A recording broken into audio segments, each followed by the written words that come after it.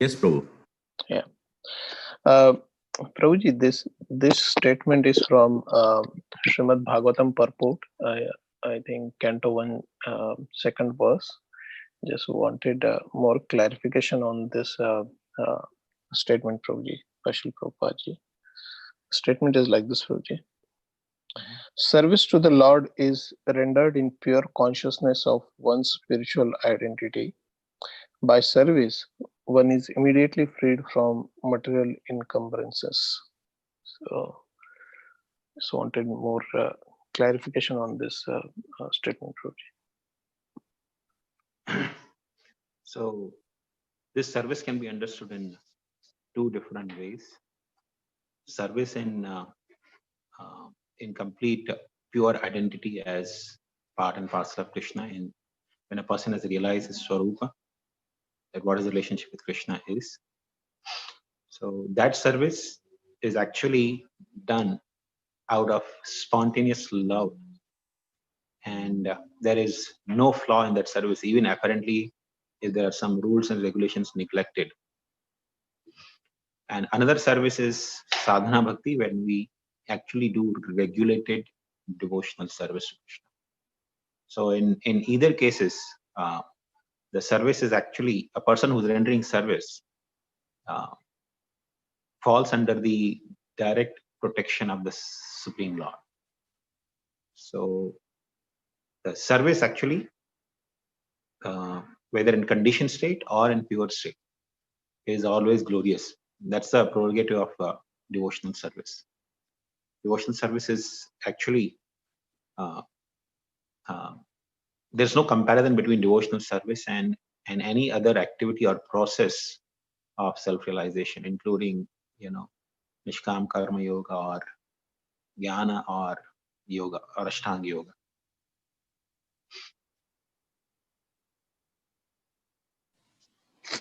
Yeah, thank you, Prabhuji. And Prabhuji, this service, the second statement which says that it takes out the bhakta from or the person who is practicing service or doing service from material encumbrances. So the both types, like whether after realizing a self, this relationship with Lord, or in sadhana bhakti, both are effect in the same way, or it has like different effects. In either cases, as I said, because the devotee is in the direct protection of the Supreme Lord, so there is uh, that statement actually applicable in either cases. Because even in a case of a sadhaka, and again, sadhaka could be again in different levels, neophyte, madhyama, or uttama. So it doesn't matter whether a person is actually, uttama doesn't come in the sadhaka stage, but neophyte or madhyama, doesn't matter in which stage the person is. Uh, the Lord actually clears the path of practicing devotee. Sometime a devotee may think, in the neophyte state, that why Krishna is doing this to me, why everything is failing, why everything is, happening reverse to my expectation. But actually, Krishna is clearing the path of the person in bringing him that back home, back to Godhead. I just imagine in like Prabhupada's case, and Prabhupada mentioned in the Leela Amrit, everything that he was trying to do, his expectation was that I will earn money and I'll support my Guru Maharaj's activities. So every time he tried to do some, extraordinary business or make profit, it failed, miserably failed, right? So these reversals, when a person is in those situations, feels extremely frustrated. Any person would be frustrated. Of course, Mahabhagavat doesn't feel frustrated. He simply laughs. He smiles at the way Krishna is personally blocking all the paths which could divert him away from Krishna. So devotee actually who has complete faith in Krishna, he smiles. That Krishna is, you know, uh, is actually closing all my ways or paths to lead me to a particular direction. which is nothing but bringing him closer to Krishna. So material encumbrances are actually perceived only by a person who is neophyte. He thinks that, okay, these are obstacles. But for a pure devotee, nothing is actually really obstacle.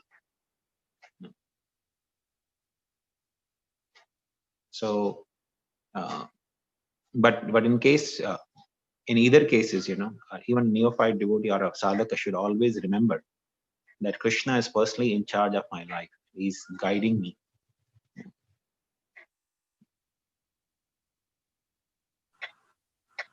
Thanks a lot, Prabhuji. Hare Krishna. Can I ask a question? Sorry, go ahead, Mataji. Hare Krishna, this is Tamila. I'm sure many of you must have played the chess game.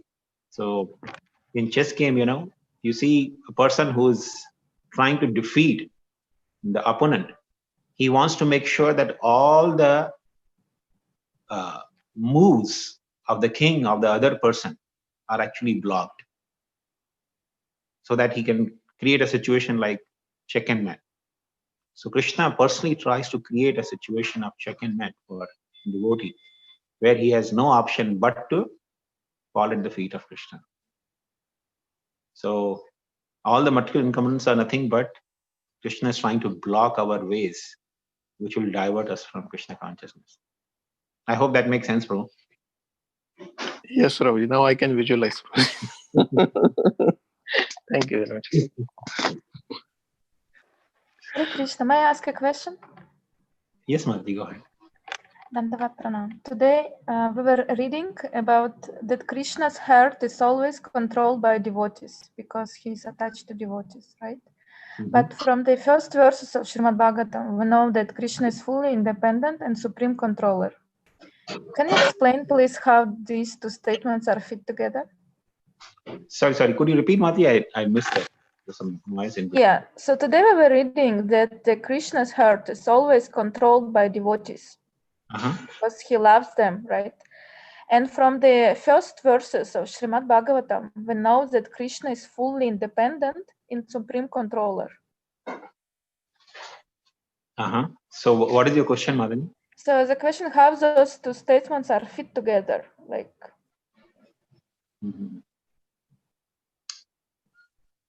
Yes, the lives of devotees are fully in the hands of Krishna, and they actually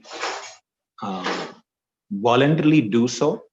Even if a person doesn't do voluntarily, a conditioned soul who has aversion to Krishna, even his life is in the hands of Krishna only, but through the agency of Maya. But in case of devotees, the life is directly in the hands of Krishna. And Krishna being completely independent, sometimes may be very affectionate and sometimes may be indifferent to devotees. But that is in any way not to neglect his devotee, but to only enhance the love of his devotees. Like in case of Lord Chaitanya's pastime. Lord Chaitanya, when he was leaving for Vrindavan, Gadadhar Pandit wanted to go with Lord Chaitanya. And Gadadhar Pandit had taken Kshetra Sannyas. That means, Kshetra Sannyas means he would never leave Jagannath Puri because his worshipful deity, Toda Gopinath, they were in Jagannath Puri. So he had taken vow that he will live in Jagannath Puri and continue for the rest of his life to serve Toda Gopinath. But when Lord Chaitanya was leaving for Vrindavan, Gadadhar Pandit started walking with Lord Chaitanya. Lord Chaitanya did not give him permission. But yet he started walking with Lord Chaitanya.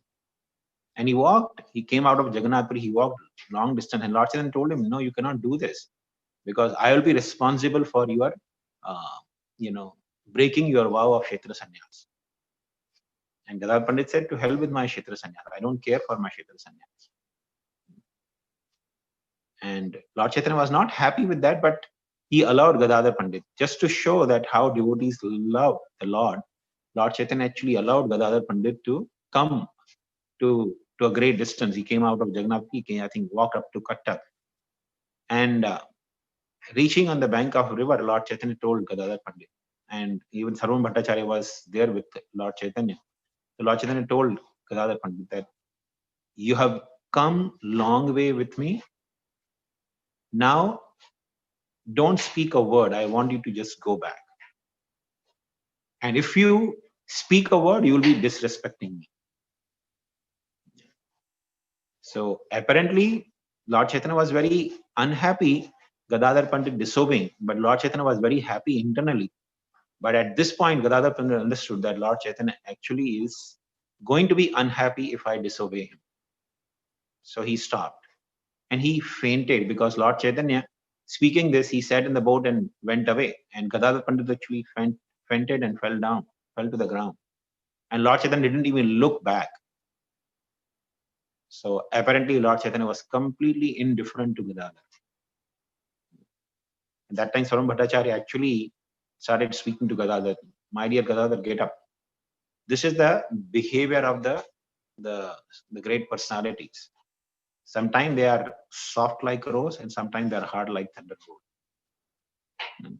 So apparently Krishna, he's never, sometimes he may be apparently hard with his devotees, but he's actually never hard with his devotees. He does everything simply to enhance their attraction and love for him.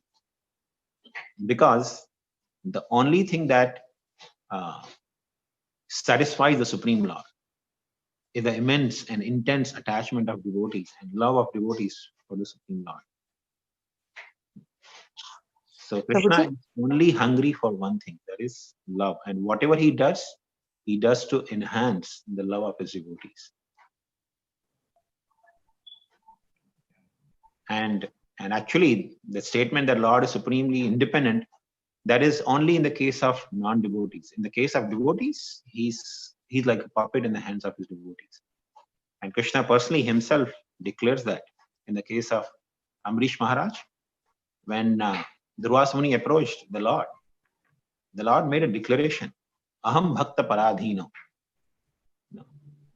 that I am always subordinate to my devotees. And Lord gave the example, Satstriya Satpatim Yatha, just like a chaste wife brings the gentle husband under the control.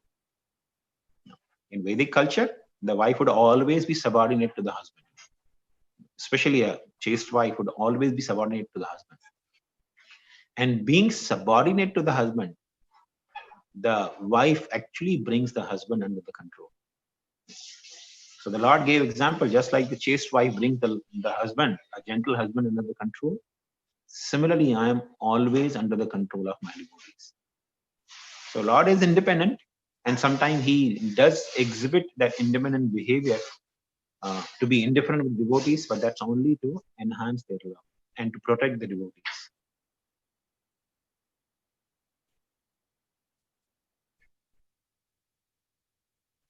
So you'll find that in the scriptures, being independent is not really the great quality of the Lord. His ornament, the real ornament is that he is subordinate to his devotees. That is not actually a flaw in the Lord, but it's a great ornament in him. And Vishwanath Chakravarti Thakur actually makes a beautiful statement. He says, the Supreme Lord is called Ajita, that he is unconquerable. No. And he can actually control everything in this creation. But there's one thing that he cannot control. And in fact, what to speak of controlling, he comes under the control of this one thing. And that is the tendency of his devotee loving him. Krishna cannot stop any living entity from loving him. In fact, when he sees some devotee starts loving him, he comes under the control of that person. So Krishna, he may be supremely independent. That's a philosophical truth. But he is actually not independent. He is always subordinate to the law of his devotees.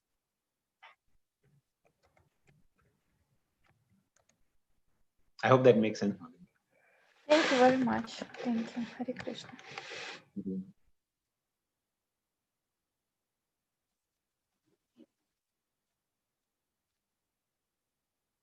Okay. So I think if no more questions. One last question. It will not take much time. Prabhu, we offer every food to Krishna, but in case of medicines, what is the recommendation? Because if we really apply the rule that, and some foods we are taking as a medicine also. So what is the recommendation? Ideally, if we are taking everything um, which is offered to Krishna, but medicines, basically it is our own fault that and for our own body we are taking, and we don't want to offer to Krishna, or even the foods which are taken for as a medicine. So what is the recommendation in that case?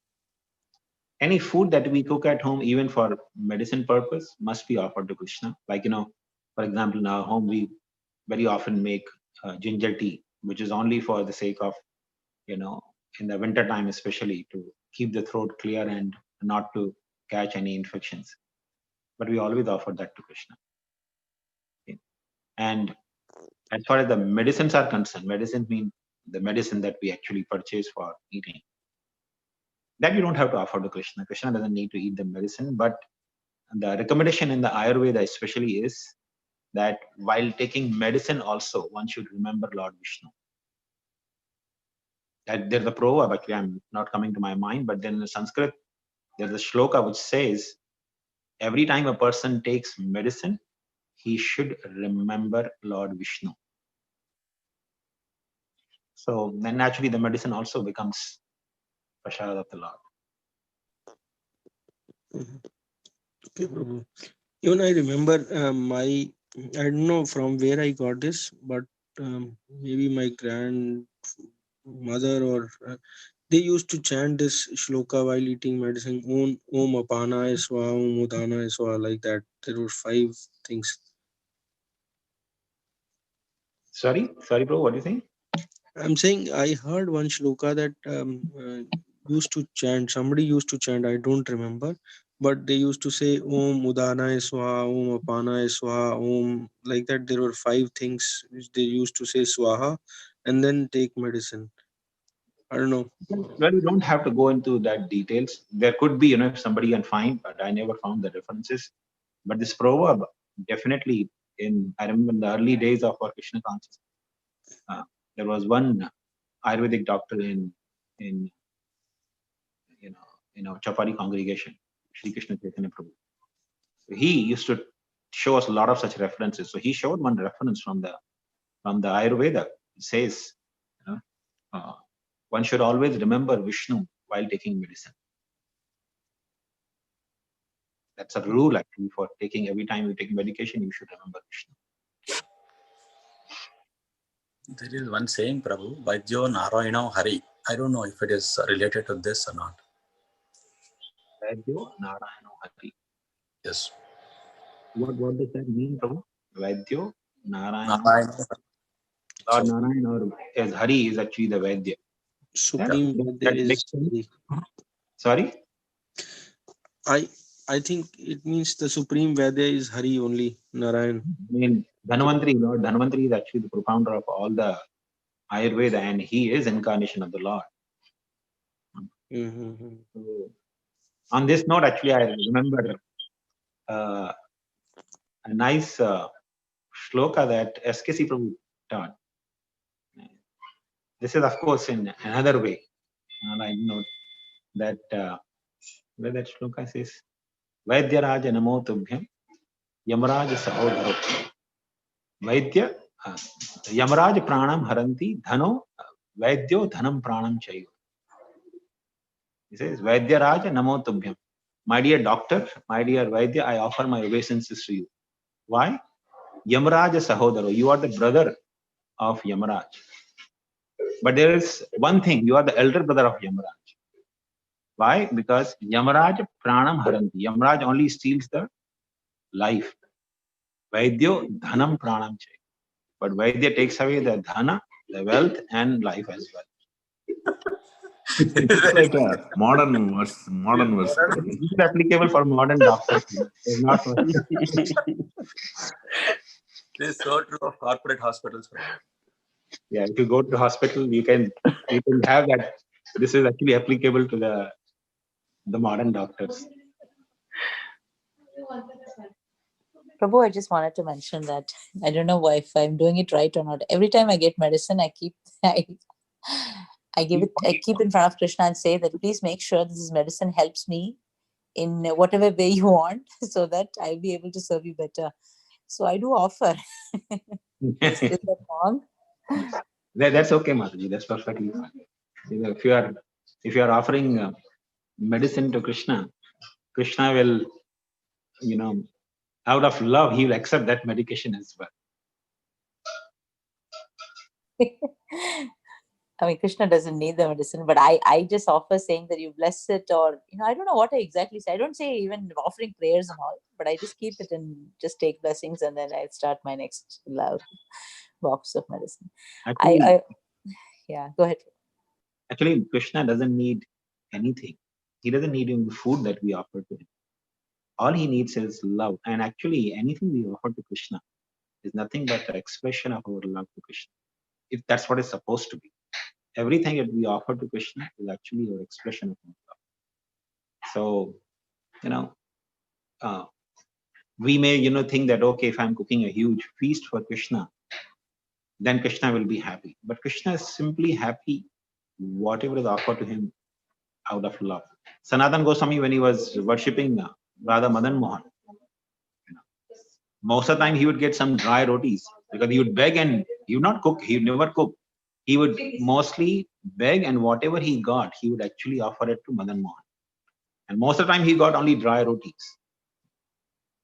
So one time actually Madan Mohan told Sanatan Goswami, Sanatan, you are offering me every day dry roti.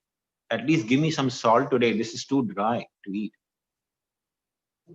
And Sanatan Goswami actually mildly chastised Madan Mohan. He said, my dear Lord, I'm very much busy in writing these literatures, and I don't have time. Today you are asking salt, tomorrow you'll ask sabji and different things. So whatever you have, please eat it. Don't demand. Just imagine your deities ask you, please cook some kheer for me. You will be so enlivened, you will leave everything and just start cooking. But Sanatan Goswami, when he chastised Madan Mohan happily accepted the dry roti. So actually speaking, it's not really what contents are. The most important content is love. And this is what actually Krishna also emphasizes in Bhagavad Gita. Patram pushpam phalam toya yome bhaktya prayachati tadaham bhakti uparatam ashnami prayatatma. So twice he is mentioning the word bhakta. If it is offered by bhakta and it's offered with bhakti, then I accept it. So bhakti is something that is most attractive to Krishna. Krishna is not really attracted to the content. That doesn't mean, of course, a person can offer, forbidden foods like meat or other things. But you can offer medicine to Krishna. I think he'll be very happy to accept it. Thank you, Prabhu. I was also having another comment. I was listening to Sachinandan Hari Prabhu's question, and I was thinking that, I mean, this is just my personal realization. I just thought that I wanted to share, Prabhu. I was just thinking that everything that I wanted in my life, I mean, many things that did not happen, but Krishna gave me what I needed. When I look back now, I just feel so thankful for everything that didn't happen the way I wanted. And the way Krishna wanted, I always wanted to be in Chowpatty because, I felt it was such a wonderful congregation. I never wanted to leave it. And when Krishna threw me in America, in Virginia, I was like, I don't know why you're doing this to me. There's no association here. I don't know anybody. And, and then after all these years, I look back and I think that he knew exactly where I had to be. And, for various things like my marriage or anything, I only wanted to get married to a devotee. And, so I was just thinking about all those things. When I look back, I think, the way my Prabhu helps me in all my spiritual life and the way he's getting so much, Krishna consciousness in a different way. I think that Krishna knew exactly what was needed, but the way what I wanted, I didn't get, but what I needed, I got. And I'm so thankful. So I don't ask anything more. Thank you, Prabhu. I just wanted to add that. Thank you, Mari, for reminding me. Actually, this is a wonderful realization that you shared. But actually, this is true for everyone. I remember when I got married and moved to Mira Road, I used to always miss the days that I spent in Chapadi Temple as Brahmachari. I used to always miss those days. But you know, we stayed for only maybe little more than 2 years in Mira Road. And when I came to US, when we were living in New Vrindavan, we were missing so much the Mira Road days. Missing all the devotees from Mira Road and missing those days. And then we lived in New Vrindavan for 10 years. When we came to California, we were missing so much New Vrindavan days. Not that we don't miss now, we still miss. But, you know, we were missing so much. And when we were living in Bay Area, you know, for 1 year, when we came to Sacramento, I actually started missing the Bay Area. Now, of course, we are stationed here in Sacramento, and we are continuing. I don't know where Krishna takes me. For 2 years, I was in Minneapolis initially, but when I moved from Minneapolis, I started missing the Minneapolis as well. So actually, Krishna knows exactly what we need, and every situation in life, actually, when we look back, becomes a sweet memory. Missing means we are actually missing because it's a sweet memory. Thank you, Prabhu. Thank you. Hare Krishna, Prabhuji. This is Jagannath Priya. Can I say something? Yes, Jagannath Priya, please go ahead. Prabhuji, please never ever leave Sacramento. You are so much blessings to the devotees of Sacramento, you don't know. Mataji, please pray that Krishna allows us to stay in Sacramento. We don't have any intentions of leaving, but please pray to Krishna that. Yeah. I'm always praying that. I'm always praying that. Prabhuji, we are praying here in Mira Road that you should come back to Mira Road.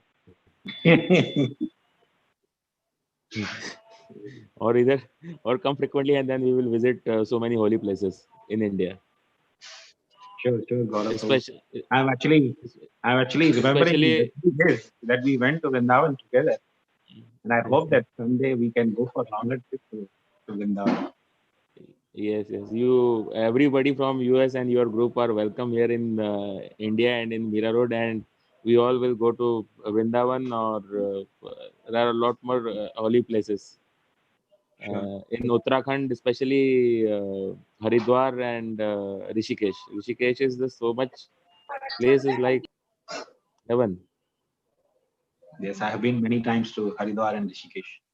When I was in childhood, my father used to take us every year. So I've been to Rishikesh and Haridwar many times in my childhood. Especially one gufa where you can go and just sit and forget everything. See Mother Ganges. There, and we can also go to Badrinath, where we've been discussing last time, sometime in Shastra, those Bhagavatam, where Narad Muni went there. We can go to Badrinath as well. Yes, surely. I'm looking forward. Maybe sometime, at least in this lifetime, sometime we can actually go. Sorry. What is that, Mataji? Govind is saying that when we go to India, first thing I'm going to do is going to go to Mayapur. I'm missing you. Yeah. Don't worry. We are there. We will be there. We will also be there. She's saying she's planning to go to Mayapur with all the girls from Mira Road. What about Sacramento? I will not be there. I think everyone can go actually. No restriction.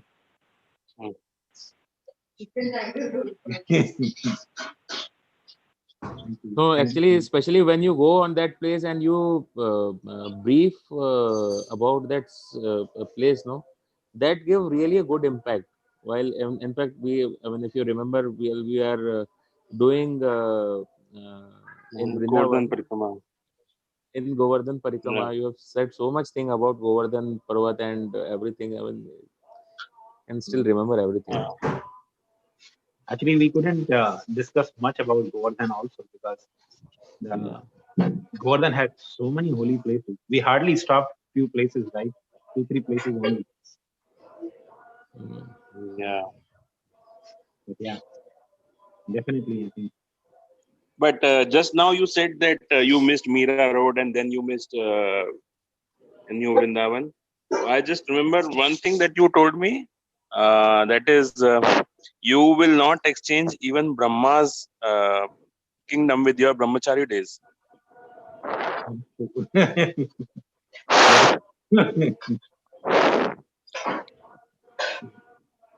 You will not exchange with your Brahma's kingdom with brahmachari, your brahmachari days, brahmachari years. That was the most sweetest part of my life. We used to have, I remember, every week at least 2 to 3 festivals. Every week throughout the year. And those festivals would be filled with Kirtan, Katha, and Prashad. Lot of Kirtan, lot of Katha, and abundance of. Did Govinda Priya Mataji hear that, Prabhu? Yes, she knows that.